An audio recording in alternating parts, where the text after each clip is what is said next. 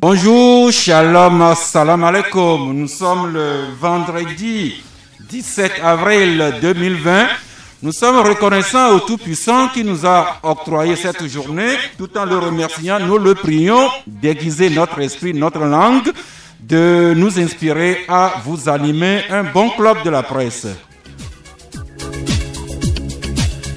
À la technique d'Atevi Thomas, sous la surveillance de Michel Tomega et également Géraud Dakucha. Le plateau, il est bien garni pour cette émission spéciale que nous vous avons annoncée hier. Émission pour laquelle nous avons reçu déjà les premiers retours très positifs. Je voudrais saluer mon collègue enseignant Christophe Kounounia, le proviseur du lycée des Ebévis, qui a salué cette initiative et qui a même envoyé une contribution. Et il y a également l'ami Roland, ancien président de la Jeune Chambre économique mondiale, qui m'a également envoyé un témoignage qui aurait bien aimé participer à cette émission.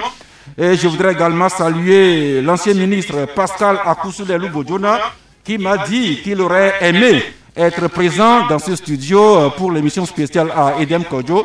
Mais peut-être que ça se fera prochainement, n'est-ce pas, monsieur le ministre? Absolument. Eh bien, cette émission, nous voudrions la dédicacer à deux amis. D'abord, à notre ami Jonathan Olivier Komi Seho, mon voisin de la station secondaire Christ ressuscité, qui fête aujourd'hui son anniversaire. Et je voudrais également témoigner ma reconnaissante amitié à la famille Bodjona, Madame Zaina Pierrette et son mari Pascal Akousoulelou. Et comme c'est une tradition, nous démarrons l'émission par une pensée du jour. Et aujourd'hui, c'est Saint-Augustin. Saint-Augustin qui écrit, citation, « Il vaut mieux suivre le bon chemin en boitant que le mauvais d'un pas ferme. » Encore une fois, Saint-Augustin qui a écrit qu'il vaut mieux suivre le bon chemin en boitant que le mauvais chemin d'un pas ferme. Eh bien, le monde entier se retrouve cloué à terre. Nous sommes tous confinés à domicile, ceci par la faute de la pandémie du nouveau coronavirus. Cette tragédie mondiale que nous vivons en direct nous rappelle tout de même deux valeurs. D'un côté, le sens profond qu'il faut donner à la vie et de l'autre côté, la solidarité entre les humains. Cette solidarité, à notre sens, passe aussi par le respect de la mémoire des personnes qui ont été arrachées à notre affection. Et c'est à ce devoir de mémoire que nous nous plions aujourd'hui avec ce spécial club de la presse dédié en hommage à Monsieur Edouard Edem Kodjo qui nous a quittés il y a quelques jours. Et pour cela, nous avons un plateau bien garni. Nous avons autour de la table des invités qui ont connu l'homme Edouard Edem Kodjo tout au long de sa carrière. Commençons par celui que je peux appeler l'un de ses plus proches, de ses plus fidèles disciples vers la fin de sa vie, Monsieur Cornelius Aïdam. Bonjour. Bonjour.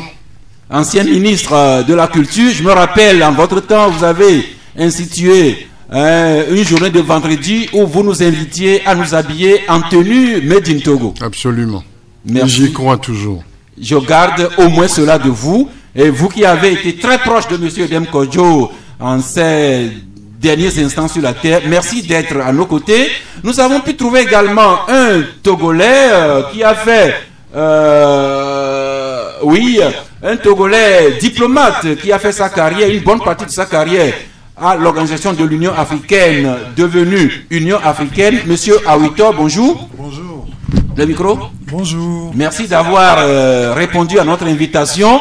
Un vieil ami que je retrouve depuis qui n'est plus aux affaires, professeur d'université, philosophe, ancien ministre également, l'un de ceux qui ont beaucoup approché M. Edem Kodjo, qui ont beaucoup travaillé à ses côtés. Professeur Octave Nicobroum, bonjour. Bonjour, chers amis. Cher ami Sasgaou. Merci d'être sorti de votre confinement pour cette émission spéciale. Merci. Et puis, l'un des jeunes à qui M. Kodjo accordait beaucoup de considération, beaucoup d'estime, pourquoi pas d'amitié. Je ne sais pas s'il appréciait l'homme physique, mais M. Kodjo appréciait beaucoup son œuvre artistique. Kobla Onanou Cham, bonjour. Bonjour Sas, bonjour aux auditrices et aux auditeurs. Pour juste une petite parenthèse, je l'appelais affectueusement papa et il m'a dit pas toi. À la limite, je veux bien tonton, mais je préfère grand frère. Donc je l'appelais grand frère. Merci beaucoup. Et comme nous le faisons à partir de 12h, nous allons ouvrir nos antennes pour que vous interveniez dans ce débat. Vous qui avez connu la personne, l'œuvre ou bien la vie de M. Kodjo, vos témoignages nous sont très précieux. Et là, vous entrerez en ligne par le 22 21 33 74 ou bien le 22 20 19 68. Et comme vous serez sans doute nombreux, merci de faire bref, en une minute, vous partagez vos témoignages avec nous sur la vie de Monsieur Edouard Edem Kodjo. Mais l'actualité oblige, c'est comme je le disais, le monde entier qui est cloué au sol, confiné par la pandémie du nouveau coronavirus. Nous tous ici, nous portons nos bavettes un minimum d'1 mètre entre nous, malgré la bavette et les chiffres aussi au Togo. Hier, les chiffres officiels affichaient 81 cas de contamination, 5 décès malheureusement, mais 45 guérisons et 31 personnes qui sont sous traitement au centre hospitalier régional de Lomé-Kégué. Encore une fois, la prudence par les mesures de précaution, porter la bavette, se laver régulièrement les mains, ne pas se toucher, ne pas s'embrasser, observer une distance minimale d'1 mètre entre nous. Et si on est pris par une quinte de tout, c'est dans le creux du coude ou encore éternuer dans le creux du bras pour nous préserver de nous contaminer. Eh bien, comme le plateau est riche de 2 ministres, M. Broum, qu'avez-vous à nous dire pour nous inciter davantage à la prudence, à la discipline par ce temps de pandémie de coronavirus? Bien, je pense que il a été suffisamment dit, mais comme vous êtes à la manœuvre depuis un certain temps, la répétition en la matière est source d'édification et d'inspiration pour tous. Donc il faut toujours répéter. Et pour nous qui sommes des enseignants, c'est toujours bien de répéter, d'insister. Se laver les mains régulièrement, respecter toutes les mesures barrières. Chaque fois que je vous écoute, j'ai vu que vous revenez là-dessus avec tous vos invités, et c'est ce que vous nous demandez de faire encore ce matin. Je pense que c'est toujours bienvenu.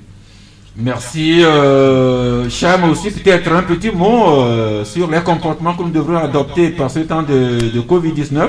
Oui, surtout féliciter les Togolais qu'on voit dans la rue, et on sent que ça a eu du mal à démarrer, mais tout le monde fait du mieux pour se préserver et protéger les autres.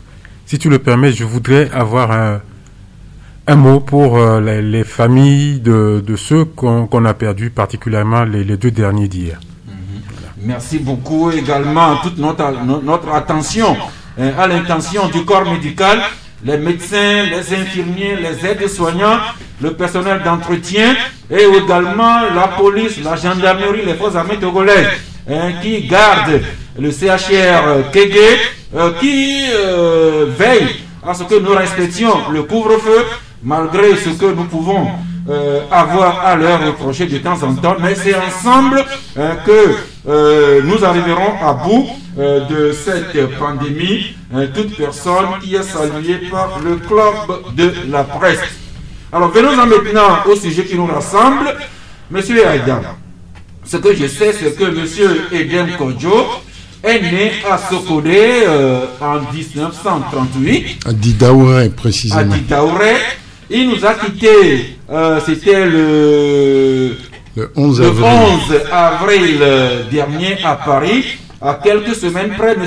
Edem Kodjo aurait eu 82 ans. Alors, c'est pas facile, mais si je vous demandais de résumer la vie de M.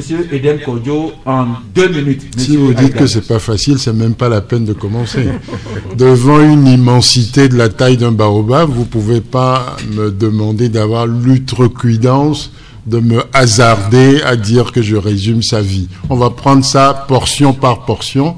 Ce n'est pas pour rien que nous sommes 4 ici. Donc, allons-y morceau par morceau. Ah, nous irons effectivement morceau par morceau. Alors vous, Cornelius Aïdam, vous qui êtes l'un de ses plus proches disciples en ces derniers temps, vous aurez à nous parler un peu de l'homme politique Edouard Edem Kodjo, le professeur Octave Nikebrou, qui est politique lui-même, qui connaît bien l'homme. Avec M. Brou, nous allons parcourir M. Edem Kodjo du côté de la politique et également sur le plan économique.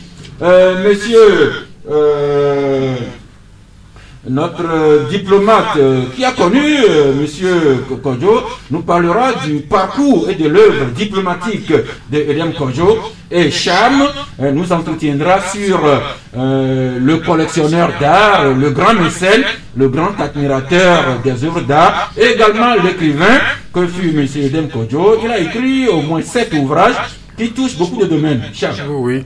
Mon cher ami Senskaou, permettez que je fasse une proposition contraire.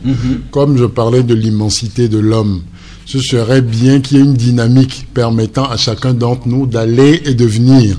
Ça va donner une émission plus cohérente, plus vivante et moins académique. C'est ma proposition. Si les autres collègues qui sont ici l'acceptent, et si vous-même surtout vous l'acceptez, je crois que les auditeurs seraient plus édifiés. Merci. Proposition adoptée à l'unanimité. Eh bien, commençons par l'homme politique. Ce que le nombre de Togolais retiennent de lui, c'est que Edem Kodjo fait partie du groupe des 10, les 10 créateurs de Rassemblement du peuple togolais. D'aucuns disent que Edem Kodjo a ou aurait été le principal auteur ou bien artisan des statuts du règlement intérieur du RPT, l'auteur surtout du fameux livre vert, mais par le temps, on a connu également l'homme politique Edem Kodjo comme fondateur du parti UTD, qui s'est étendu par après à la CPP. Il a été homme politique, ministre, même par 2 fois, premier ministre. En plus de ce schéma quelque peu petit, qu'avez-vous à nous dire sur la carrière politique de M. Kodjo? Bon, je dirais que l'intérêt de cette émission... D'abord, merci beaucoup d'avoir initié cette émission et de nous rassembler ici. L'intérêt de cette émission, c'est de dérouler la vie de M. Edem Kodjo, certes, mais surtout pour les gens qui l'ont connu de près, c'est par des moments de prédilection, des instants privilégiés, des anecdotes auxquelles les gens n'ont pas accès. C'est par cela que nous allons enrichir ce débat. Pour répondre à votre question, la question d'avoir créé le RPT, ceux qui sont au fait de cette question, je crois, l'apprécient différemment. Ceux qui l'ont suivi de loin aussi l'apprécient comme ils peuvent. Mais il faut se rappeler que avant même tout débat, ce livre existe toujours. Le livre vert existe. J'invite seulement nos compatriotes à prendre la peine de regarder et de savoir que l'idée de M. Kodjo au départ, je n'ai pas de prétention sur cette question. Quand il écrivait le livre vert, je ne sais pas si j'étais né, je devais être un joyeux gamin, peut-être en classe primaire, je ne sais pas, mais ceux qui l'ont connu à l'époque auront peut-être plus de choses à dire, mais par atavisme, ce que les parents nous ont raconté, ce que nos amis nous ont raconté, ce que nous-mêmes nous avons lu, nous avons su, et nous ont démontré que le livre vert est un ensemble de préceptes heureux qui voulaient faire du Togo une nation pionnière parmi les autres. Donc, ce ne sont pas des paroles verbales, il faut aller regarder le livre. Deuxième chose, il faut aussi dire que nous étions à une période où et c'était la période des partis uniques. Les colonisateurs, après l'indépendance, quelques années après, nous ont dit qu'on ne pouvait pas faire les choses seuls. Il faut nous mettre ensemble. Et ayant quand même cassé les ensembles qui existaient avant, la OEF, la F qui marchaient très bien, les ayant cassés, on nous dit que dans les États nationaux, il faut rassembler les populations, d'où la fameuse notion de creuset. Donc, je dis ça pour rappeler que vous divisez l'Afrique en 4, c'est-à-dire le nord, le sud, l'est à l'ouest. Je mets au défi quelqu'un de me montrer un seul État où il n'y avait pas de parti unique. On les prend un à un. Même le Sénégal de Senghor était un parti qui dirigeait le pays. Tous les pays étaient logés à la même enseigne. Donc le Togo n'a pas inventé le fil à couper le beurre. Maintenant, ce que demandent les gens, ou bien ceux qui questionnent cette période, c'est la qualité du travail qui a été fait. Mais il faut reconnaître que M. Edem Kodjo n'était pas le président de la République. Il a avancé des idées que le président de la République a acceptées. Jusqu'à un certain moment, ils étaient tous les deux, et avec ce que vous appelez le groupe des 10, d'accord sur les grands principes de ce livret. Comme dans tout parti politique, il arrive à des moments où il y a des divergences. M. Kodjo a constaté les divergences et s'est retiré. Donc, il faut savoir qu'en tout et pour tout, je crois qu'il a été secrétaire général du RPT. Si ma mémoire est bonne, ce n'est pas... C'est 2 ans, non? 2 ans. Mais que les gens intègrent cette notion et sachent qu'avec 2 années, on n'a pas pu façonner ou glacer la vie politique du Togo jusqu'à maintenant. Le jeune que je suis, nous avons quand même pu apprendre que M. Edem Kodjo, Edouard Kodjo, à l'époque, était le secrétaire général du RPT, mais d'aucuns disent que le président, il y a des membres, tout en connaissant ses valeurs, le craignait un peu et qu'il aurait été organisé un congrès extraordinaire pour supprimer le poste du secrétaire général du RPT et qui n'a plus jamais existé dans le statut de ce parti. Oui, ça c'est factuel. On n'a pas besoin de commenter, on n'a pas besoin de prouver l'évidence. Ça c'est ce que tout le monde connaît historiquement. On n'est pas ici en train de défendre ou de débattre ou d'accepter. Non, nous parlons de la vie de Edem Kodjo, qui a joué ce rôle-là aussi. Mais je crois qu'il faut dépouiller le rôle de toutes les questions émotionnelles et regarder froidement la chose. Comme dit Kwame Nkrumah, il faut être froid comme un concombre devant ces questions-là et de dire ce qui s'est réellement passé. C'est ce que nous sommes en train de dire. Il a été secrétaire général du parti pendant 2 ans. Les contradictions internes du parti ont fait que ce que vous dites s'est produit, c'est-à-dire le poste de secrétaire général a été supprimé parce que on a craint à un moment donné que la personne qui a incarné ce poste prenne trop d'importance et vienne à faire de l'ombre aux premiers dirigeants du pays. Mais ça arrive dans tous les partis. Ça continue encore d'arriver à l'heure où nous sommes ici en train de parler. Donc, revenons à la contribution de M. Edem Kodjo à ce pays-là. Merci beaucoup. Toujours le côté politique. Donc, Edem Kodjo qui avait perdu son poste de secrétaire général du RPT en 1977. En 1978, il a été élu secrétaire général de l'organisation de l'unité africaine. Nous allons y revenir. Mais après sa traversée du désert, M. Broum, M. Kodjo avait fait publier dans le magazine Jeune Afrique, si je me rappelle, c'était en 1989, une tribune dans laquelle il prônait le grand pardon, qui avait fait polémique, qui continue à faire polémique jusqu'à ce jour. Et après l'amorce démocratique du pays, Edem Kodjo, rentré au pays, a créé le parti UTD.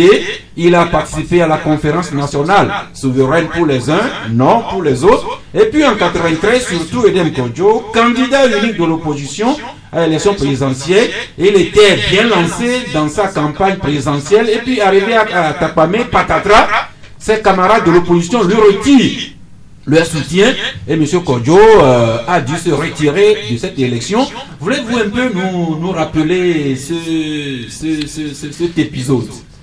Bien, Monsieur Sasgao, chers amis autour de cette table, je voudrais d'abord dire merci à ceux qui m'ont associé à ce témoignage et dire qu'il s'agit d'un témoignage pour rendre hommage à son Excellence, Monsieur Edem Kodjo. Le temps imparti, il est tellement court que je pense que tout le monde peut avoir accès à sa biographie classique, un parcours exceptionnel, mais qui n'a pas été un long fleuve tranquille, où il y a eu beaucoup de choses. Mais ce qui m'importe, c'est de souligner la grandeur de l'homme. Vous savez, les grands hommes, pour les comprendre, il faut les situer. Il faut les situer à leur époque. Et lorsque vous avez fait cela, il y a certaines choses que vous laissez de côté, qui sont plutôt anecdotiques. Mais les grands axes de l'action. Je retiens que M. Edem Kodjo aurait pu donner davantage au Togo et à l'Afrique. Mais ce qu'il a donné est palpable, est visible et est là. Maintenant, évidemment, étant un homme politique, dans le contexte qui est le nôtre, il ne faut pas s'attendre à une unanimité béate. Il a des adversaires, il a des gens qui ne sont pas en accord avec sa démarche. Mais il faut voir la vision d'ensemble, l'orientation globale. Et ça, c'est quelque chose que la jeunesse de notre pays doit retenir. Merci. Toujours l'homme politique Edem Kodjo, les grands axes qu'on retient de lui, c'est que il a été par 2 fois Premier ministre du Togo. D'abord, suite aux législatives de 94, Edem Kodjo a été Premier ministre de 94 à 96. Et puis, il est revenu au même poste 2005-2006 dans des conditions particulières. Monsieur Aïda, Monsieur Kodjo a été Premier ministre par 2 fois dans des moments qui continuent à alimenter le débat politique. Dans des moments difficiles, vous voulez dire. Donc, je rejoins ce que disait mon ami Octave Broum tout à l'heure, qu'on va essayer dans cette émission de nous coller à ce qui fait la grandeur de l'homme, pour que les générations, les gens qui sont plus jeunes, puissent savoir ce qu'il a fait et ce qu'ils ont à faire eux-mêmes. Et M. Kodjo a été Premier ministre les 2 fois dont vous parlez dans des conditions difficiles. Moi, j'étais avec lui quand il a pris la primature la 2e fois. Ce dont je me rappelle, ce n'était d'ailleurs que la répétition de ce qui s'était passé, plus ou moins, lors de la première primature. Moi, je me rappelle que nous étions au front. Nous avions, quand les troubles sociopolitiques ont commencé, entre 6 heures du matin et 15 heures de l'après-midi, vous aviez des milliers de Togolais qui ont traversé les 2 frontières des 2 côtés. Nous-mêmes, on s'est retrouvés à Cotonou. Je peux vous dire la kyrielle de compatriotes qui étaient déjà là. Donc, c'était ça la situation. Et M. Kodjo, Premier ministre, avait eu la lourde tâche de régler ces questions-là, de ramener les réfugiés dans leur pays. Et je citerai comme ça rapidement, on n'est pas là pour faire l'audit ni le bilan, mais je vous dirais que dans cette période, nous avons quand même réussi à recréer une forme de paix sociale. C'est la période où M. Kodjo, M. Bromela a inventé la notion de dialogue social. Et les salaires avaient été augmentés de 5%, les bourses des étudiants étaient payées. Ce qu'ils font, on parle des aspects anecdotiques qui sont importants. Ce que les gens ont retenu, c'est que quand M. Kodjo ouvrait sa bouche pour faire une promesse, il veillait à ce que la promesse soit tenue. C'est ce que les étudiants, beaucoup d'étudiants nous ont dit. C'est ce que beaucoup de professionnels, de par les syndicats, les différents syndicats de professionnels ont gardé en mémoire. Donc, je crois, je laisserai la parole aux autres camarades parce qu'on n'a pas beaucoup de temps, et je crois que ces périodes-là ont montré que M. Kodjo avait son pays à cœur et que ce n'était pas facile. Vous vous rappelez bien des critiques, vous vous rappelez des invectives, mais très froidement, ce travail a été fait. Et je crois que les résultats sont reconnus, ont été reconnus. On ne rentrera pas dans les détails aujourd'hui, nous avons tout le temps pour le faire. Merci. Alors, pour clore provisoirement le côté politique de Edem Kodjo, venons-en à ce communiqué du gouvernement, très tardif. Monsieur Edem Kodjo est décédé le 11 avril. Et ce n'est que hier, jeudi 16 avril, que le gouvernement du Togo a jugé important et opportun de publier un communiqué. Dans ce communiqué, je lis juste cet extrait. Le communiqué dit « Le Togo perd un de ses dignes fils, un grand commis de l'État dont l'engagement, la compétence et l'esprit d'initiative ont toujours guidé les actions au service de son pays et du continent africain. » C'est un extrait du communiqué sorti par le gouvernement en hommage à M. Kodjo. Maintenant, vous, Cham, découvrons ensemble ce que quelques journaux ici parus au Togo ont écrit sur la mort d'Edem Kodjo. L'Union pour la patrie écrivait le 14 avril, l'ancien Premier ministre Edem Kodjo est décédé. Le journal La Dépêche du 14 avril écrivait lui aussi, le Togo perd un de ses meilleurs fils. Le Libéral, paru le 15 avril, écrivait Edem Kodjo ou la tragédie d'un homme politique en avance sur son temps. Et l'Indépendant Express, paru aussi le 14 avril, écrivait hommage à Fleur d'Épine, Edem Kodjo, paix à son âme, fut tout pour lui, rien pour le Togo. Alors, Cham, un petit mot sur peut-être le communiqué du gouvernement et c'est quelques titres de journaux. Oui, j'ai suivi ce matin même, avant d'arriver à ce studio, le communiqué du gouvernement. Et je l'ai lu avec attention et je me suis dit que il était bien que cela soit tôt ou tard que le gouvernement puisse justement mentionner cet événement qui fera date dans l'histoire du Togo, c'est-à-dire le décès de Edem Kodjo. Je pense que le texte lui-même parle pour lui-même. Maintenant, sur les différentes unes que tu viens de lire, je retiendrai surtout la dernière. Tout pour lui-même et rien pour le Togo. Et je pense que deux ministres se sont succédés, deux personnalités de ce pays qui l'ont côtoyé de près, se sont succédés pour nous dire quelques petits aspects de ce que ce monsieur a donné à son pays. Je voudrais juste dire que M. Kodjo avait sa propre vision du Togo, qui était une partie de sa vision pour l'Afrique et de sa compréhension du monde.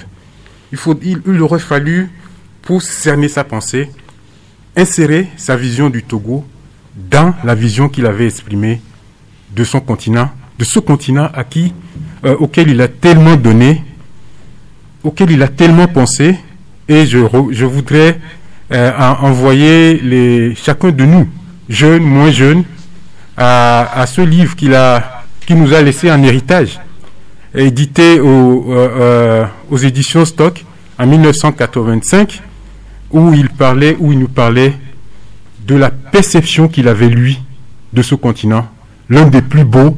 Sinon, quand je l'entendais parler de ce continent, c'était seulement le plus beau continent que le monde ait jamais généré. Merci à M. Broum. Edem Kodjo, homme politique, mais il fut d'abord de formation économique. C'était un économiste. Il a eu à occuper des charges au FMI, à la BAD. Et son premier poste, même ici au Togo, il était secrétaire général du ministère des Finances et de l'Économie. Il fut d'ailleurs ministre de l'Économie et des Finances du Togo ici. Alors, qu'est-ce que M. Kodjo a pu laisser comme empreinte en matière d'économie, en matière de mesures sociales ici pour le Togo? M. Bro. Alors, je pense que vous vous êtes trompé de cible, mais parce que je ne suis pas économiste, je n'ai pas fait le point sur tout ce qu'il a apporté de ce côté, mais je pense que les amis autour de la table pourront vous en dire davantage. En fait, vous voyez, nous sommes ici, et moi j'en suis très honoré. Beaucoup de gens mieux placés que nous pourraient vous en dire plus sur Edem Kodjo.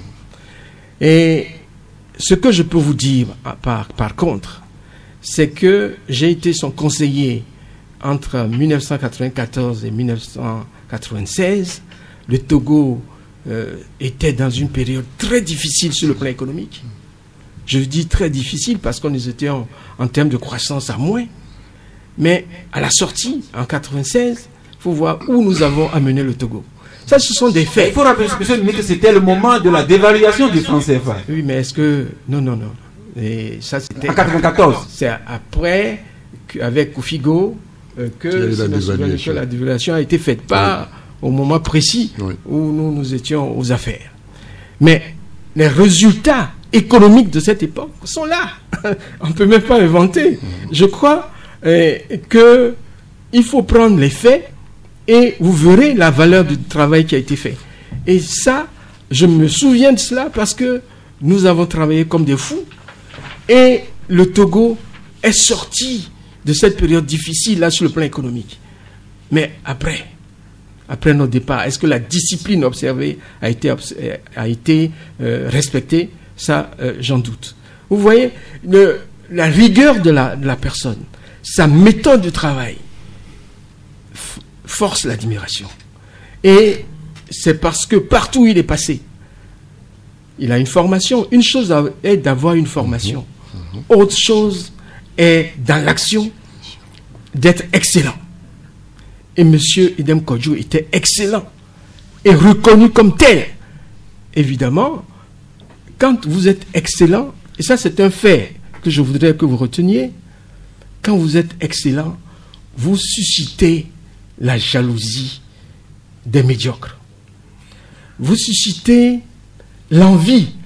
Jalousie, c'est un sentiment négatif sur le plan psychologique, mais il y a aussi de l'envie. L'envie qui, sur le plan sociologique, est très négatif. Vous voyez, ce sont des phénomènes humains. Si vous permettez que je vous rappelle un élément d'histoire, un grand penseur de notre humanité, le philosophe Hegel, qu'il disait que il racontait, il parlait, il a évoqué un proverbe de son époque, de chez lui, qui dit qu'il n'y a pas de grand homme pour un valet. Mais il ajoute, s'il n'y a pas de grand homme pour un valet, c'est pas parce que l'homme n'est pas grand, c'est parce que l'autre, tout simplement, c'est un valet. Vous voyez, il faut soi-même être d'un certain esprit pour reconnaître ce qui est beau, ce qui est excellent. Et c'est ça qui fait toute la différence. Merci. Un petit mot. Glissons maintenant vers le Edem Kodjo, le diplomate. Et en introduction, je vous lis ce témoignage de M. Moussa Faki Mahamad, le président de la commission de l'Union africaine, qui a écrit ceci, je cite: Edem Kodjo a été un brillant intellectuel, homme d'État distingué et chevalier infatigable de la paix. Et le président de la commission de l'Union africaine continue que l'exemple de ce grand panafricaniste continue à inspirer tous les Africains. Monsieur Awitor Charles, vous qui fûtes diplomate, vous qui avez travaillé pendant longtemps à l'OUA et puis à l'Union africaine, vous qui avez commencé d'ailleurs votre carrière diplomatique internationale sous M. Edem Kodjo, que pouvez-vous nous dire de lui? Je voudrais, avant que M. Awitor nous parle, il faut dire à nos auditeurs que M. Awitor était avec M. Edem Kodjo à une période donnée, comme j'ai été avec lui dans cette dernière phase de sa vie. M. Awitor était avec lui sur tous les fronts. Ils étaient dans la même pirogue quand ils étaient allés au Tchad. En 80. Les deux étaient dans la même pirogue. Pour vous dire la proximité et toute la période qu'il a eu à vivre avec M. Edem Kodjo. Merci, M. Awitor Charles. Oui, merci beaucoup. Merci de m'avoir invité à ce témoignage qui vient soit au moment opportun, à mon avis. Bon, mais je vous dirais tout simplement que c'est très difficile, n'est-ce pas, de résumer la vie d'un grand homme comme Kodjo en quelques minutes, voire même en quelques heures. Mais nous essaierons de faire de notre mieux pour vous dire tout simplement que, d'abord, et ces détails, parce que Kodjo est arrivé à l'Union africaine à 40 ans. Donc, dans la fleur. Bien jeune. Bien jeune. Donc, ça va vous dire après comment il a pu prendre d'accord tous les problèmes qu'il y avait. L'Afrique, en ce moment, était ourlée de conflits. Ah, je pèse bien mes mots. Hein. Quand je dis ourlée de conflits, il y en avait de toutes les parts. Ah, il a fallu quelqu'un de sa trempe, n'est-ce pas, pour éteindre ce feu-là. Ces feux. Ces feux, en fait. Oui, il y en avait plusieurs. Mais le dynamisme qu'on lui connaissait et toujours l'esprit de gagnant qu'il avait. D'abord, qu'est-ce qu'il a fait? Il a commencé à se débarrasser du corset, n'est-ce pas, administratif que lui conférait sa fonction. Il ne voulait plus être secrétaire général administratif parce que ça limitait un peu ses actions, vu l'ampleur des tâches à accomplir. Alors, donc les chefs d'État l'ont compris et ils lui ont donné cette possibilité, n'est-ce pas, d'être tout simplement secrétaire général. Donc on a enlevé administratif, donc il est secrétaire général, ce qui lui donnait une coudée franche dans tout ce qu'il avait à faire. Donc les conflits, comme j'ai dit, il y en avait de tous les côtés. Hein, je peux vous citer toute une kyrielle de conflits. Hein, vous avez le conflit l'Éthiopie-Somalie qui était là à son arrivée. La guerre de l'Ogaden à l'époque. La guerre de l'Ogaden dont vous vous rappelez. Il y avait l'Éthiopie-Soudan. Il y avait dans la Tanzanie, Ouganda. Hein, et puis... le Tchad, que M. Aïdam mentionnait tantôt. Oui, le Tchad est venu par après. Et vous aviez aussi également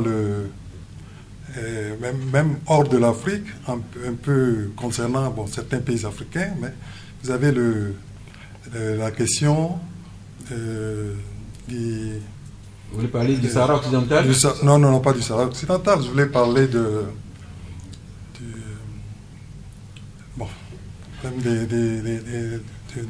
la Palestine, voilà.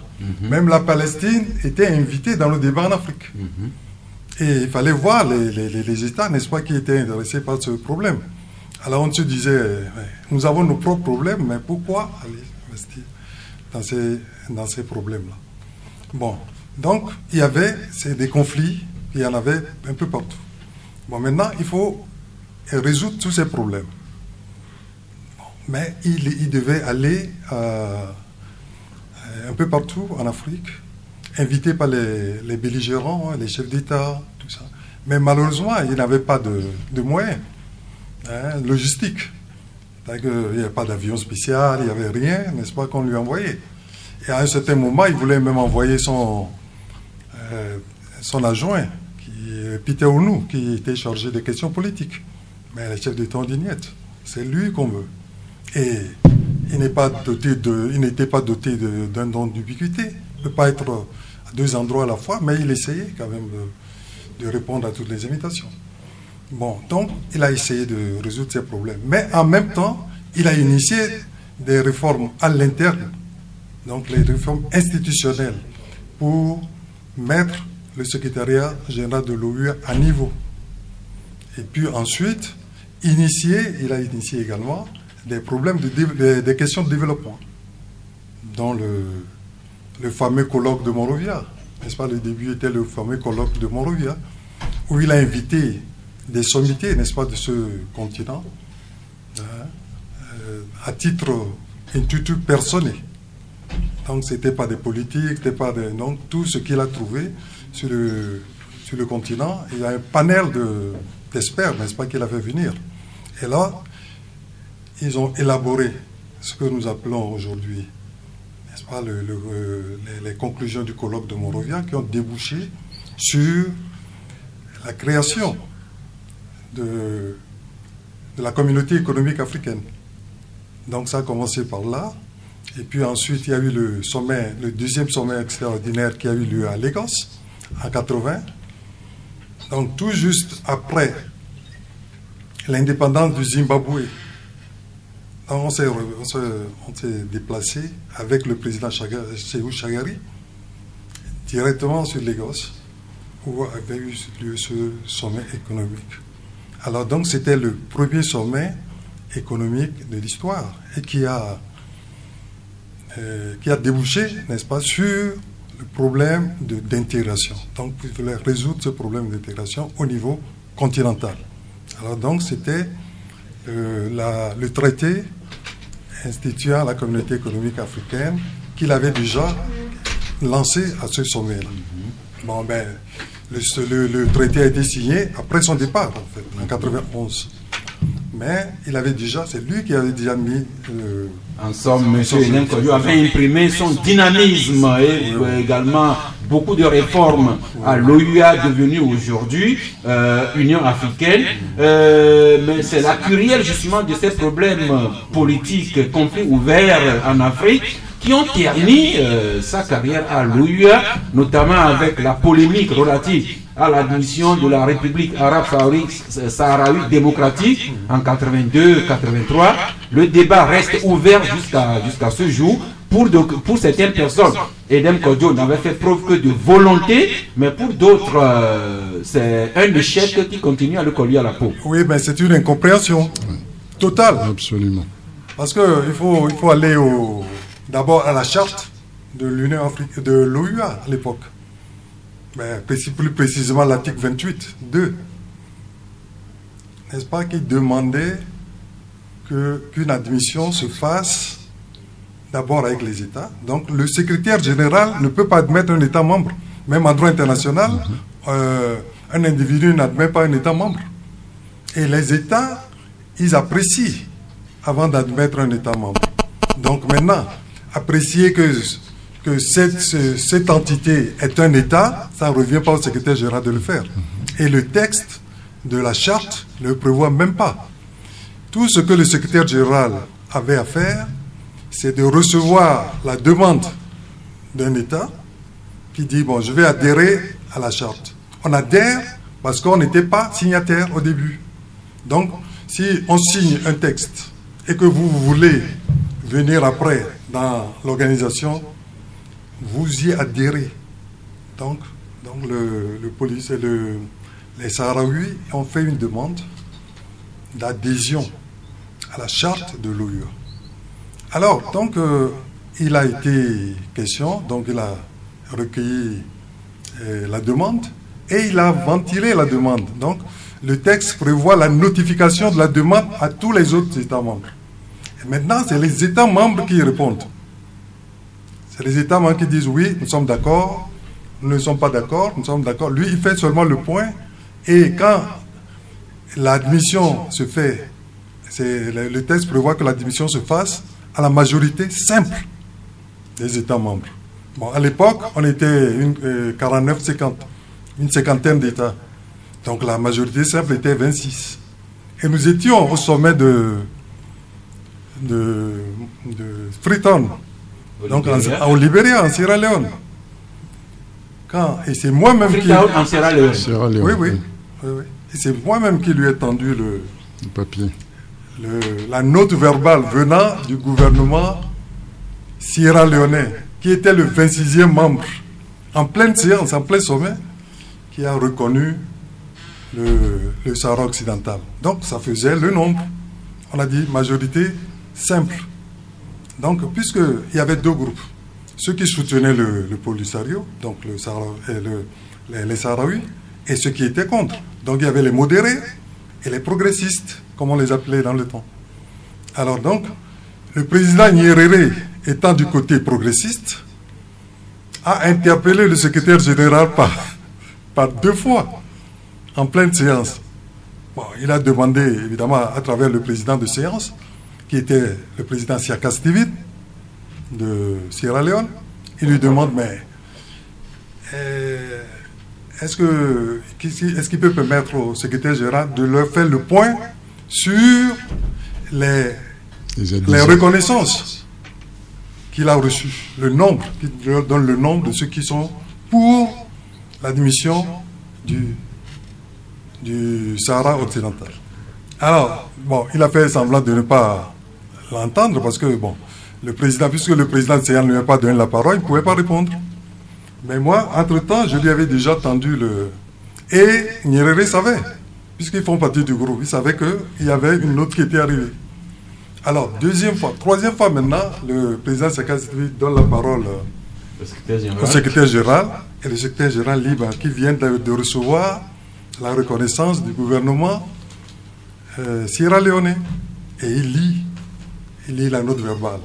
Alors, donc les progressistes ont applaudi tout ça, et tollé général du côté des modérés, et le président Sékou Touré de Guinée, qui devait conclure, dire un mot de remerciement à la fin du sommet, mais a passé 4 heures de temps à parler de cette admission. Et tout le monde... C'est l'un des chapitres de la vie de M. Edem Kodjo. Oui, M. a 8 ans. Oui, ben alors donc... Vous allez chuter par là? Non, on n'a pas chuté. Justement pour vous dire tout simplement que mais cette affaire du Sahara occidental n'était pas son fait. Ce n'est pas le fait de Kodjo. C'est les chefs d'État qui décident. C'est les chefs d'État qui décident. Et s'ils n'étaient pas d'accord, ils avaient la possibilité de remettre en cause cette décision-là. Bon, maintenant, il voulait en faire le bouc émissaire et il a réagi. Bon, je vous ai dit qu'il était venu très jeune, donc il était assez vif. Il a dit non, je ne me laisserai pas faire. Il a réagi, il a écrit un mémorandum à tous les chefs d'État. Pour dire, moi, le secrétaire général, de l'OUA, j'ai fait ma part. J'ai pris mes responsabilités. À vous de prendre les vôtres. Il a dit dans le mémorandum. Et je veux dire aussi... à partir de ce moment, les chefs d'État, il y a certains qui ont commencé à comprendre. Parce qu'il y a d'autres qui n'ont pas été bien briefés.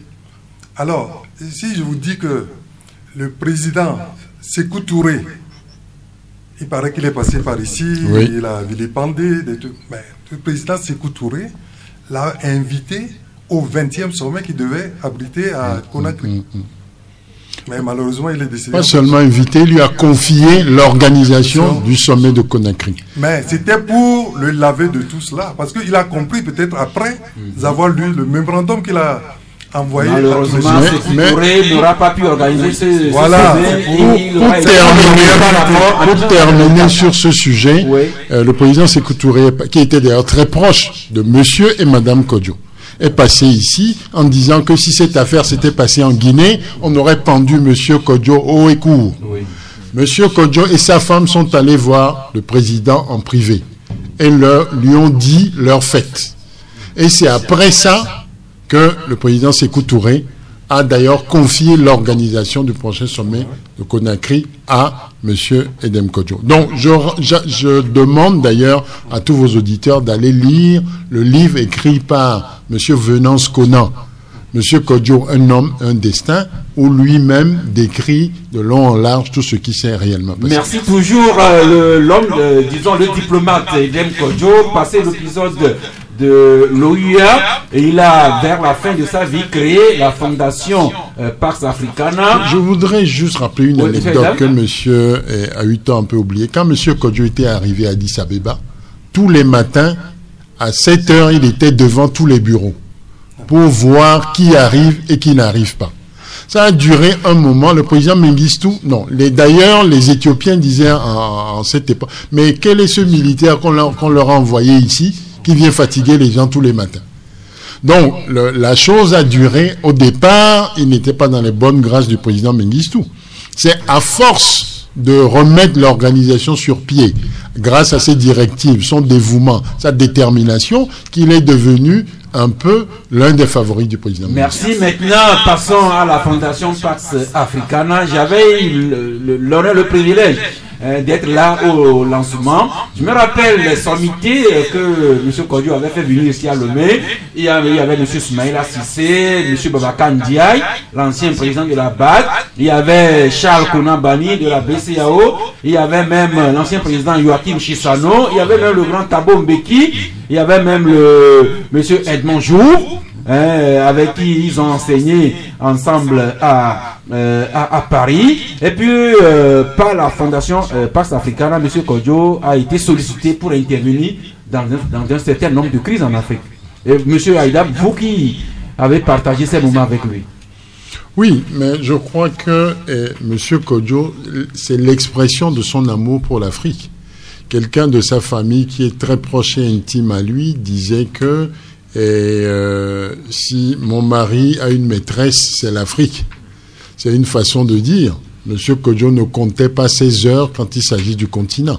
Donc c'est de réflexion en réflexion qu'il s'est dit qu'il n'y a aucune tribune permettant aux Africains eux-mêmes, entre eux, sans intervention, sans interférence extérieure, de dire comment ils voient l'Afrique, comment ils veulent, ou bien ce qu'ils veulent que leur Afrique devienne, et quels sont les moyens qu'ils sont prêts à mettre à la disposition de cette ambition-là. Donc c'est ça qui a amené à la création de Pax Africana. Les noms que vous avez cités ne sont pas anodins.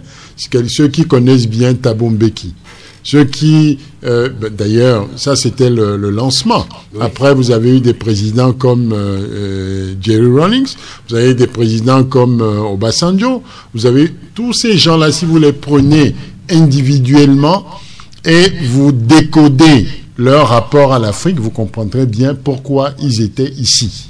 Donc, ce n'était pas seulement pour les beaux yeux de M. Kodjo, mais c'est pour la cause que M. Kodjo a mis sur la table et qui les a invités à défendre avec lui. Pax Africana a le mérite de privilégier des sommets ou des rencontres où les Africains se parlent seul à seul. Vous n'avez jamais vu sur les banderoles de Pax Africana avec l'aide de tel machin, telle organisation. Non, c'est toujours stricto sensus. Ça aussi, ce n'est pas un hasard. C'était voulu. C'est juste pour vous montrer la détermination, l'envergure, la compréhension de M. Edem Kodjo. Monsieur Edem Kodjo, universitaire, homme de lettres, auteur de pas moins de 7 livres qui vont de la politique à l'économie, en passant même par les religieux. Je me rappelle ce livre qu'il a écrit, Les Pères de l'Église. Il m'avait fait l'honneur de m'en envoyer un exemplaire dédicacé. Et puis, Edem Kodjo également, grand amateur d'art, collectionneur et surtout mécène. Et c'est dans tout ce domaine que vous avez connu, Charles. Oui, alors... Il faut là-dessus préciser que M. Kodjo, dès le début de sa carrière, avait accompagné tout ce qui formait son univers à l'art, quelque chose qui était un attachement très fort. Il y mettait beaucoup. Il faisait partie de ceux qui avaient mis au devant de la scène le feu Paul Haï. Il en parlait beaucoup. C'est l'un de ceux qui avait ventilé l'œuvre de Paul Haï quand lui-même était aux responsabilités et au Togo et à l'OUA. Il en parlait beaucoup. Il lui tenait également de mettre un accent particulier sur les artistes qui ont précédé Paul Haï. Ce que nous oublions aujourd'hui. De grands artistes ont précédé Paul Haï, il en parlait beaucoup. Mais au-dessus de tout ce monde, c'est-à-dire de Paul Haï et des pré-Paul Haï, il était particulièrement préoccupé de la relève. Monsieur Kodjo a beaucoup collectionné les artistes togolais et africains. Mais en dehors du fait d'aller dans les ateliers, il allait dans les ateliers, il prenait le temps de parler avec les artistes, il partait avec des œuvres jusqu'à la fin de sa vie.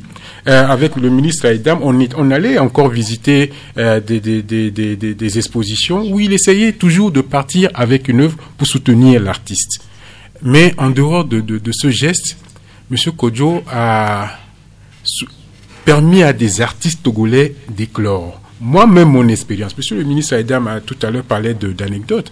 Comment est-ce que j'étais étudiant, un jeune qui venait d'avoir le bac, monsieur Kodjo était Premier ministre, et j'avais pas les moyens d'aller étudier aux Beaux-Arts. Je venais d'avoir le concours, l'admission au concours. Il fallait aller aux Beaux-Arts pour aller faire le concours, revenir au Togo quand j'étais admis et repartir. Je n'en avais pas les moyens. Donc tout est tout à fait anonyme. Je suis allé demander audience au Premier ministre en 1995. Il m'a reçu, il m'a écouté. et je lui ai dit ma situation, et je suis parti avec son soutien qui me permettait aussi d'aller faire ce que j'allais à faire. Et je ne l'ai plus jamais revu, jusqu'à ce que je lui rappelle cet épisode à l'une de mes expositions importantes au Goethe Institute, où il m'a fait l'honneur de sa présence, et je lui ai rappelé que j'ai pu avoir tout ça aussi parce qu'il y a joué un rôle. Et je n'étais pas le seul des jeunes artistes qui avaient bénéficié de cela. Alors même où nous parlons, il y a des jeunes qui ont bénéficié de ce soutien-là, parce que ce monsieur avait une pensée, une vision particulière pour notre continent et notre pays. Je retiens de Demain l'Afrique et une phrase que je connais tout le paragraphe par tête depuis l'âge de mes vingtaines. Mais je retiendrai juste ceci, je dirai juste ceci.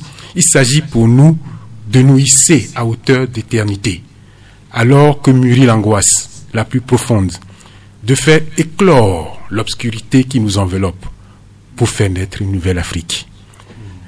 Derrière, il dit plein de choses importantes derrière.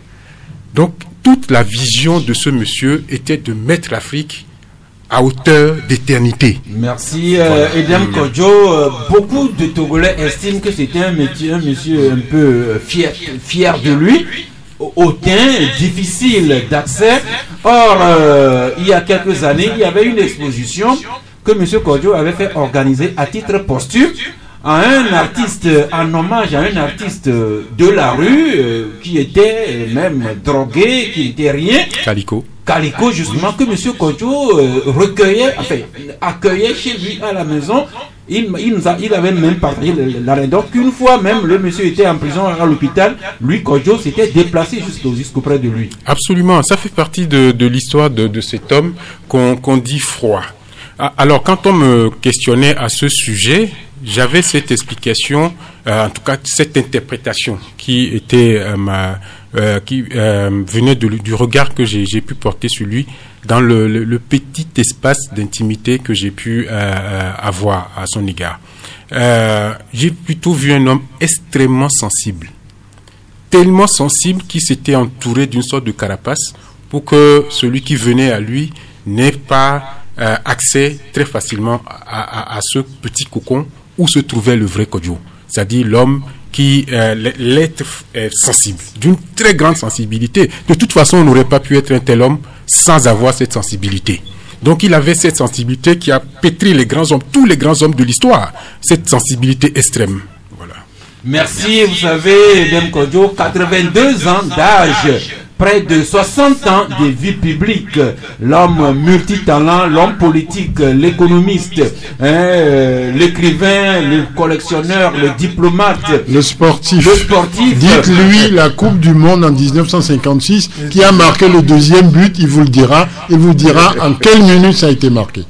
Je dis ça pour le foot, vous aurez la même réponse pour l'éco-cycliste, le 100 mètres, etc. C'est un honnête homme, au vrai sens du XVIIe siècle. Merci, vous comprenez que c'est pas en une heure et demie que nous pouvons dérouler la vie de cet homme. Nous avons fait juste une esquisse, monsieur Charles Ahuiton, monsieur Cornelis Haïdam, monsieur Brome, monsieur Cham. Maintenant, vous l'avez aussi connu, peut-être mieux que nous. Vous avez maintenant une vingtaine de minutes pour partager avec nous vos témoignages, pourquoi pas vos critiques, si ce Edem Kodjo aimait en recevoir. Vous avez le temps de participer à cette émission, juste le moment que nous soufflions un peu. Eh bien, vous avez le temps, vous, ces amis politiques, ces adversaires politiques aussi, vous, ces admirateurs, mais également, pourquoi pas, ces détracteurs. Vous avez 20 minutes pour intervenir dans ce débat, le numéro 22 21 33 74 ou bien le 22 20 19 68. En attendant que le premier auditeur entre en ligne, monsieur Ahuiton, vous avez encore un petit élément à partager avec nous. Je suis, pour que le monde le sache, que je veux le mettre à son actif, l'indépendance du Zimbabwe. Bon, c'était la Rhodésie du Nord à l'époque. L'indépendance du Zimbabwe et l'indépendance de l'Afrique du Sud. Parce que la bataille avait commencé de son temps. Et avec tous les risques possibles. À tel enseigne qu'à un moment, quand on survolait l'Afrique du Sud, on avait peur que l'avion, n'est-ce pas, ne soit détourné. Merci beaucoup. On me signale déjà un premier auditeur en ligne. Bonjour. Ouais, bonjour. C'est monsieur? C'est monsieur Folie Jacques depuis Asigan. Ok, nous vous écoutons. Ok, c'est pour intervenir dans le cadre de la sécurité dans le pays. Dans le débat en hommage à monsieur Kodjo? Non, c'est que j'ai suivi et j'ai été victime de quelque chose hier. S'il vous plaît, nous compatissons à votre douleur, mais nous allons revenir dans ces débats-là prochainement. Pour le moment, c'est l'émission spéciale en hommage à monsieur Edem Kodjo. L'auditeur suivant, bonjour. Alors, l'ami en ligne. Bonjour, ça. Bonjour, c'est monsieur? C'est Gérard. Pardon? Gérard, ok, nous vous écoutons. Je salue mes invités qui sont là. Merci. Notamment celui que j'adore le plus, monsieur Cornelius Aïda. Il ne faut pas faire de jaloux parmi mes invités. Oui. Bon, moi, monsieur Kodjo, particulièrement, je ne l'ai pas côtoyé. Mais je l'admirais de loin. Mais là où je ne l'aimais pas, c'est qu'il était un peu hautain et orgueilleux. Dans la mesure où, bon, il a confondu souvent la réussite scolaire à la réussite politique. Il oubliait que ce n'est pas forcément ceux-là qui sont toujours premiers de classe et qui devaient réussir dans la vie. On a étudié ensemble, nous étions souvent des premiers, mais aujourd'hui dans la vie active, on voit que c'est ceux-là qui traînaient derrière, qui étaient derniers avec 6, qui ont réussi aujourd'hui. Ce que je veux dire, ça dit que sur le plan politique, il n'admettait jamais le fait que d'autres qui sont aussi des animaux, entre guillemets, des animaux politiques pouvaient réussir mieux que lui. Quand je prends par exemple les législatives de 1994, c'est bien dit que normalement le président de la République nomme dans la majorité parlementaire le Premier ministre. Toutefois, il devait tout faire, il devait faire son meilleur coup pour négocier avec Agboibo. Comment il devait faire pour prendre le pouvoir en ce moment? Et je crois que s'il l'avait fait correctement, aujourd'hui nous ne devons pas être à ce niveau-là. Mais là où je regrette, c'est qu'il y a des gens sur le territoire qui ne reconnaissaient pas en lui ses propres valeurs. Ce qui fait que tout ce qu'il disait des fois, il était mal compris et il était mal aimé aussi. Je me rappelle quand on était élève à Palimé, quand il était venu chez nous lors de la campagne présidentielle de 2003, je crois, il parlait en pleurant. C'est-à-dire que tout ce qu'il mettait sur la place, toutes ces idées, les gens ne le comprenaient pas. Et c'était à cette époque-là, le Togolais n'avait pas compris que Kodjo, quelque part, cherchait le bien du pays. C'est ça qui était grave. Et pour finir, oui, finissez. Il devait être président de la République. Oui. Si en 93, par exemple, des gens comme J.K. Solintio disaient que si c'est Kodjo, en ce moment, il y a des mal à sa place. Paix à son âme. Merci l'ami Folie. Monsieur Broum, peut-être, Monsieur Folie, sans le vouloir, a peut-être résumé l'appréciation que nous, Togolais, avons de Monsieur Kodjo. Bon, c'est une longue histoire. Moi, je ne sais pas si j'ai les éléments pour entrer dans tous les détails. Vous savez, la situation politique à l'époque était très complexe. Évidemment, on peut avoir une lecture simpliste. Je ne vous coupe pas, mais comme c'est l'heure des auditeurs, nous les privilégions. Okay. L'ami en ligne, bonjour. Allô, bonjour. Oui, c'est monsieur? Je suis Anani. Anani? Oui. Ok, vous êtes dans le débat. Monsieur ça. Oui. Uniquement que des intellectuels. Pardon? Vous avez invité uniquement que des intellectuels. Vous avez laissé les peuples. Est-ce que monsieur Kodjo étant aimé dans son village, reste à savoir ça.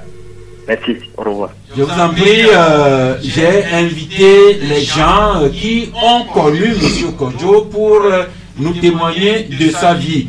L'auditeur suivant, bonjour. Bonjour, monsieur. Oui, c'est monsieur? Monsieur Franck. Franck, ok, vous êtes dans le débat. Ok.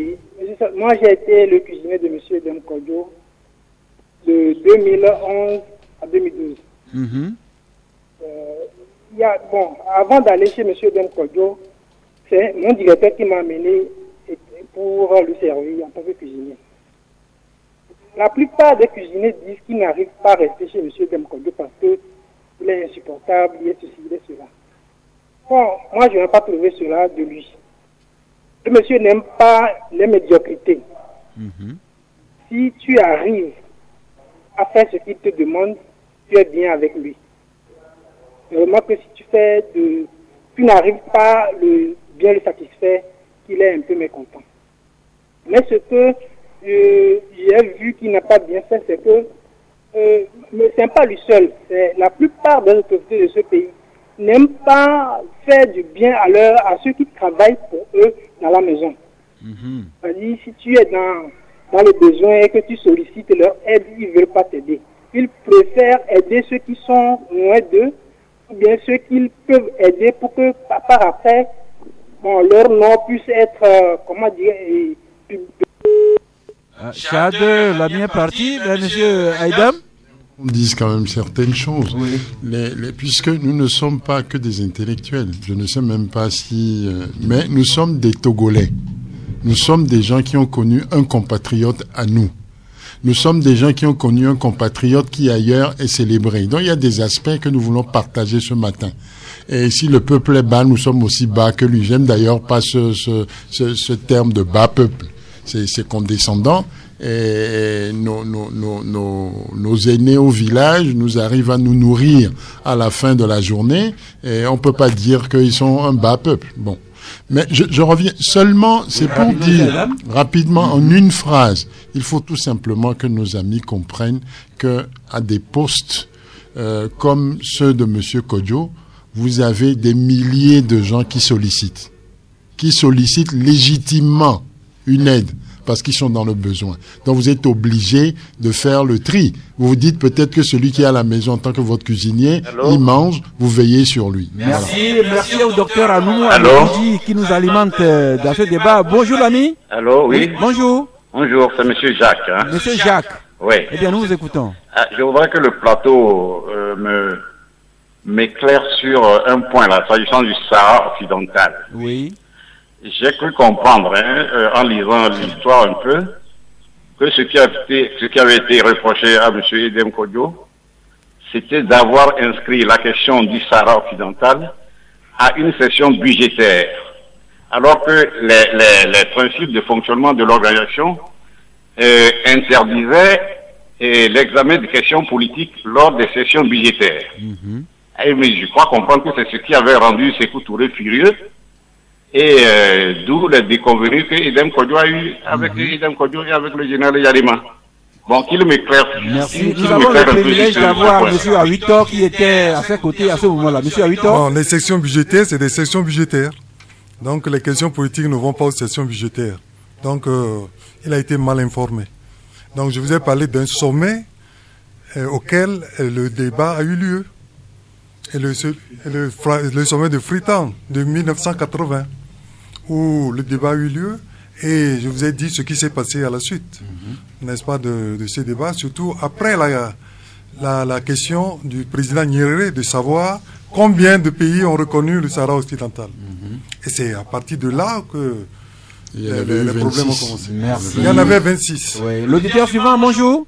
Oui, alors bonjour. Oui, c'est monsieur. C'est monsieur Edmond Yevou. Edmond Yevou.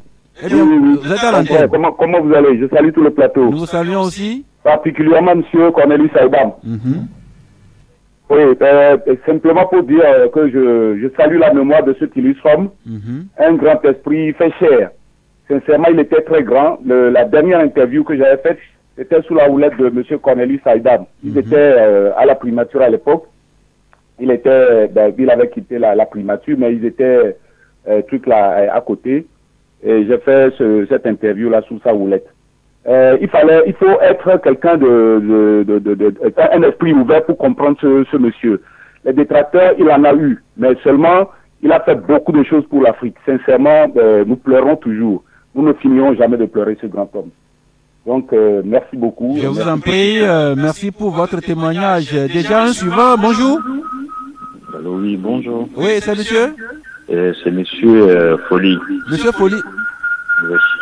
Ok, allez-y. Je compatis, bien sûr, sur la perte de ce monsieur.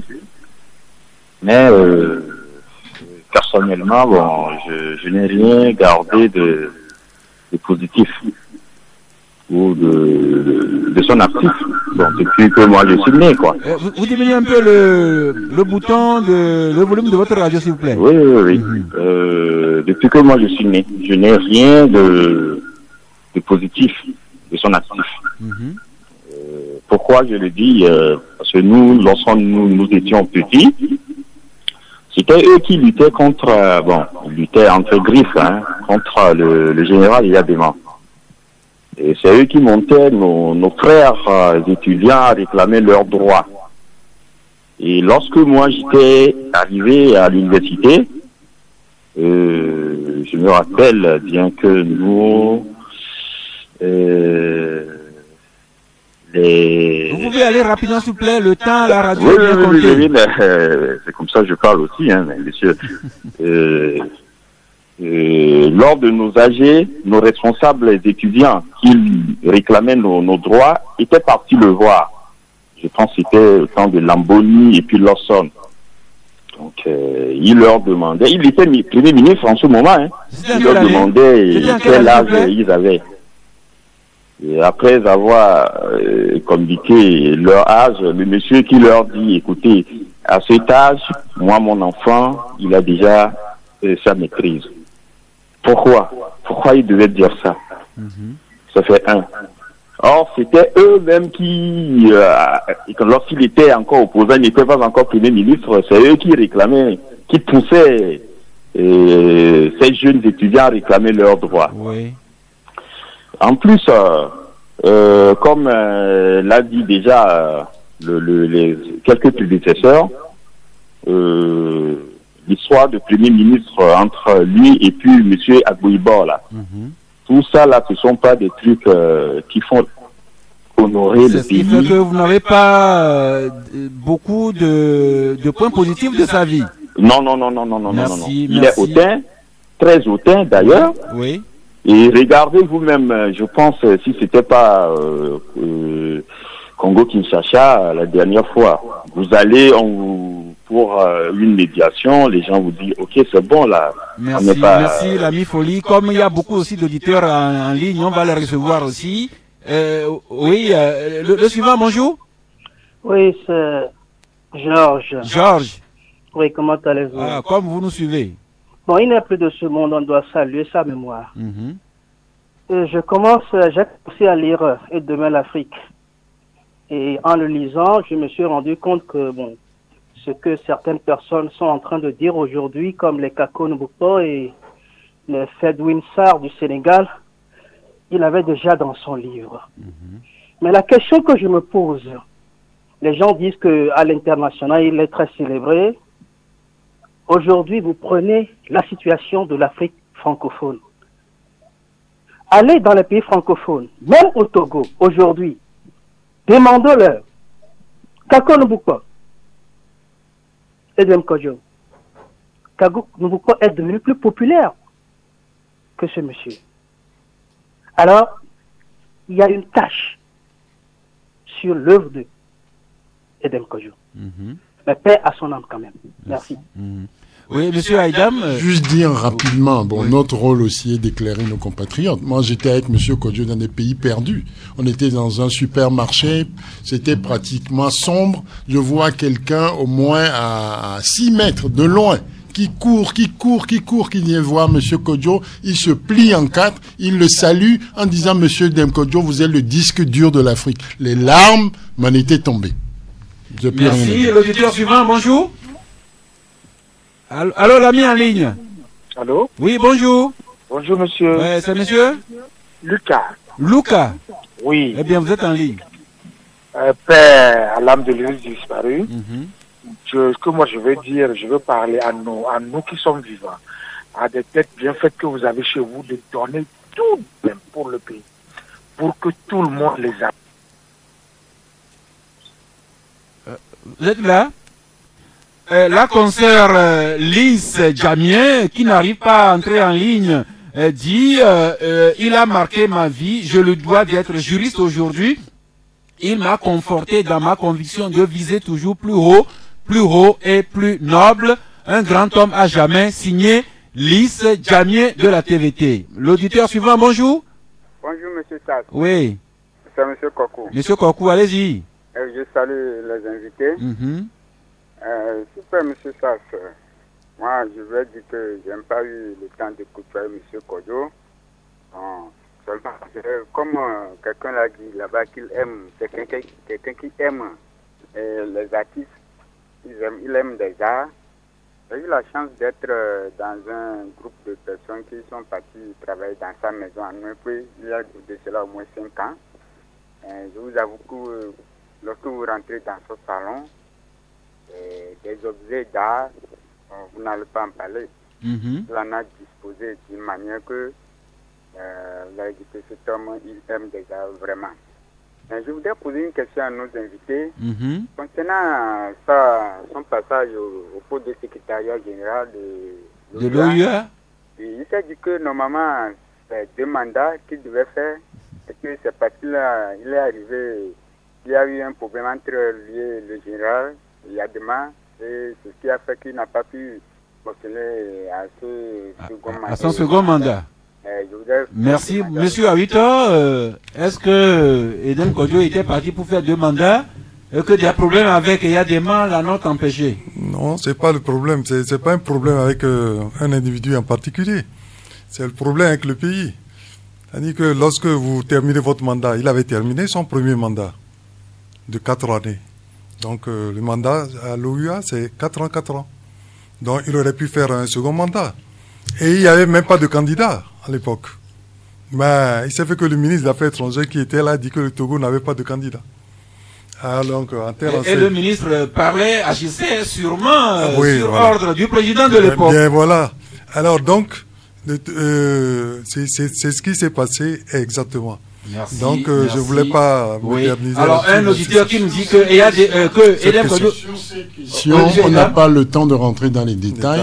Il faut que les gens froidement dans leur chambre aillent lire le livre écrit par l'Ivoirien Venance Conan. Il parle de ce que un auditeur a parlé de la question de la primature entre Agbo-Ibot. Tout ça c'est bien couché. Clairement, ils peuvent le lire. Nous prenons le dernier auditeur. Bonjour. Allô? Oui, bonjour. Bonjour. C'est monsieur? C'est monsieur Barré. Monsieur Barré? Oui. Eh bien, nous vous écoutons. Eh bien, moi, je retiens de monsieur Edem Kodjo un homme d'une grande élégance. Élégance, déjà, dans l'habillement et surtout élégance dans les idées. Je crois que s'il avait été compris au moment où il a émis certaines idées, le Togo aurait avancé. Et c'est un homme, en tout cas, comme vous l'avez dit, une émission ne suffirait pas pour lui rendre hommage. Monsieur Sarr, vous imaginez, un jour, je me suis dit, si le Togo avait la chance d'avoir comme président monsieur Edem Kodjo, Premier ministre, monsieur Agbo-Ibot, ministre des Affaires étrangères, monsieur Minebu, vous imaginez ce que le Togo aurait pu avoir auprès des partenaires, ça aurait été quelque chose de formidable. Je dirais tout simplement que M. Kodjo a été quelqu'un qui est venu trop tôt. Il était en avance sur son temps. Et puis, une dernière à l'autre, M. Edem Kodjo était d'un humanisme sans pareil, contrairement à ce qui a été dit. Moi, j'ai épousé une femme de Kévé. Et M. Kodjo avait donné une chambre à mon beau-père qui venait lui rendre visite souvent et à qui il n'hésitait pas du tout à donner de l'aide quand il en avait besoin, jusqu'à lui laisser une chambre chez lui à la maison au niveau de protestants là-bas. Donc c'est pour vous dire que malgré sa grande stature d'homme d'État international qu'il était, il savait être aussi au plus bas avec le citoyen lambda. Voilà donc le témoignage que je voudrais donner. Merci, monsieur Agbéré. Merci, Agbéré. Souffrez qu'on s'arrête là, faute de temps. Cet auditeur qui dit que Edem Kodjo était tellement brillant, notamment par ses succès ici au Togo et à l'OUA, qu'il devenait une forme d'épouvantail à Eyadema. Voilà, les amis, faute de temps, on va s'arrêter là, mais nous n'avons pas l'ambition d'avoir déroulé la vie de ce grand homme durant cette émission, mais nous allons devoir quand même conclure aujourd'hui en espérant que ses amis, ses héritiers, je regarde vers M. Haïdam, que ses héritiers, ses disciples trouveront le temps pour organiser des séminaires, des colloques, pour qu'on décortique de façon critique et plurielle la vie et l'œuvre de M. Kodjo. Mais maintenant, vos conclusions, 90 secondes à chacun. Commençons par le plus jeune, Chab. Merci, Sass. Edem Kodjo fut un homme complexe. Et pourtant, il nous a laissé un héritage qui est inscrit dans des ouvrages. C'est l'un des rares politiques sur le continent à avoir laissé en héritage à la postérité exactement ce qu'il pensait et comme il le pensait en termes d'ouvrage. Un autre l'a fait avant lui, Africa Must Unite, Kwame Nkrumah. N'oublions pas que ce grand monsieur que le Ghana célèbre aujourd'hui a été chassé du pouvoir par les Ghanéens. Et qu'aujourd'hui, la grandeur de ce Ghana a été rendue possible grâce aux idées et à la vision que Kwame Nkrumah avait pour le Ghana, sous l'inspiration d'un autre homme qui était son héritier, Jerry John Rawlings. Donc, M. Kodjo nous laisse en permanence, à hauteur d'éternité, sa vision pour notre pays et pour le continent, à ses héritiers, demain, d'incarner ses idées et de pouvoir et je devine que l'artiste Cham souhaite que d'autres mécènes comme Edem Kodjo naissent. Oui, certainement, ça sera aux gens de le faire. Moi, je me considère comme un des héritiers de ce monsieur. Merci. Voilà. Alors, pour son œuvre, et demain, l'Afrique de M. Edem Kodjo, encore autre livre, L'Occident du déclin au défi, ou encore Africa Today, au commencement était le glaive, ou encore Les Pères de l'Église, Lettres ouvertes à l'Afrique cinquantenaire, ou encore Panafricanisme et Renaissance, tous ouvrages que nous nous recommandons pour la mémoire de M. Kodjo. L'ouvrage dont je parlais tout à l'heure, Edem Kodjo, Un homme, un destin, écrit par Venance Conan. Merci beaucoup, professeur Brou. Votre conclusion partielle à cette émission. Oui, vraiment partielle. Je voudrais essentiellement retenir de ce grand homme, un homme d'État, vaste culture, qui aurait pu donner davantage au Togo et à l'Afrique si les acteurs en présence à l'époque jusqu'à maintenant avaient pu saisir où il fallait le placer pour qu'il donne tout ce qu'il faut. Il avait un potentiel immense. Il a donné. Maintenant, c'est livré à l'histoire. C'est à nous d'apprécier, la jeune génération d'apprécier de façon critique, d'en tirer tout ce qu'il faut pour aller de l'avant. Mais c'est rare qu'on puisse avoir en un seul homme autant de qualités, homme d'action et de pensée à la fois. Merci. Ce témoignage, un auteur qui dit que Edem Kodjo a beaucoup aidé Faure Gnassingbé en 2005.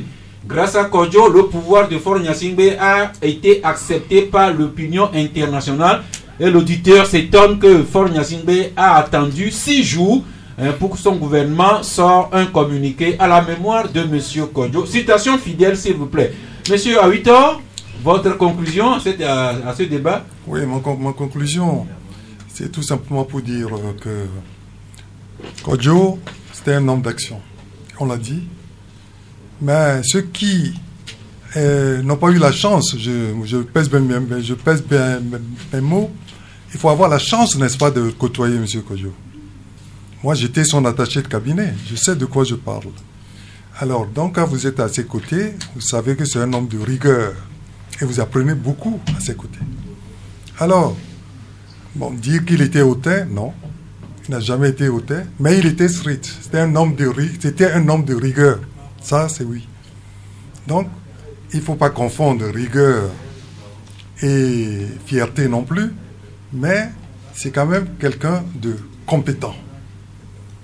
Et je dirais tout simplement que Kodjo a traversé l'histoire fier, compétent et conquérant. Merci, Voilà. monsieur Awito, monsieur Aïdam. Je me permets de vous prier, vous, monsieur Aïdam, avec vos collaborateurs, dont mon ami Edem Garibékou, que la Fondation Pax Africana ne va pas s'arrêter avec la mort physique de monsieur Edem Kodjo. Je voudrais que vous teniez ça bien ferme au terme de cette émission. Maintenant, votre conclusion. C'est bien retenu.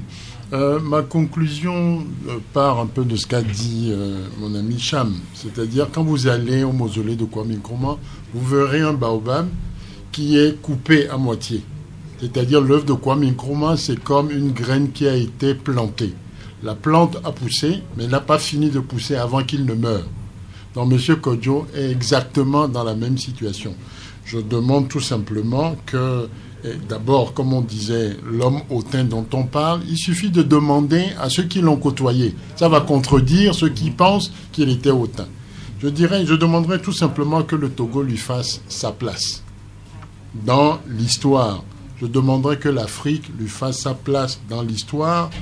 Dans nos esprits, c'est un monument. Et nous souhaitons que cela soit traduit dans la réalité, parce que c'est un digne fils du Togo et un digne fils de l'Afrique qui s'en est allé. Paix à son âme. Merci. Nous terminons cette émission par deux extraits. D'abord, ce que M. Moussa Faki Mahamad de la commission de l'Union africaine écrit. M. Kodjo a été un brillant intellectuel, homme d'État distingué et chevalier infatigable de la paix.